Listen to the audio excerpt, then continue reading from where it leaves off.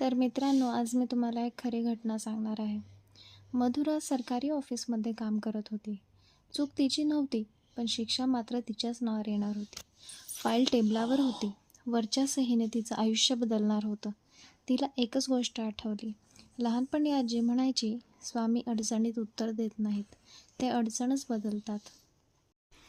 त्या दिवशी मधुराने काहीच मागितलं नाही.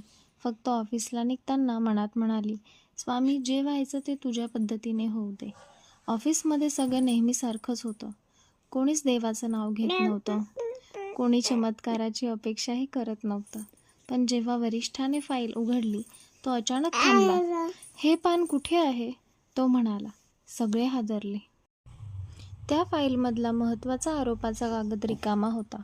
मजकूर नाही, सही नाही, जणू काही तो कधी लिहिलाच नव्हता. तपास झाला. कॉपी नव्हती, स्कॅन नव्हता, डिजिटल रेकॉर्डही शून्य.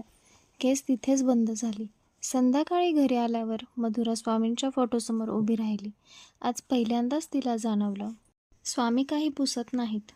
ते जे व्हायचंच नाही ते अस्तित्वातच येऊ देत नाहीत. टेबलावर ठेवलेली एक जुनी वही अचानक उघडली. पहिल्या पानावर आजीचं वाक्य होतं, जिथे स्वामी असतात तिथे अन्यायाला मजकूर मिळत नाही. श्री स्वामी समर्थ. असेच खरे अनुभव ऐकण्यासाठी आपल्या चॅनलला लाईक, शेअर, सबस्क्राईब करायला विसरू नका. श्री स्वामी समर्थ.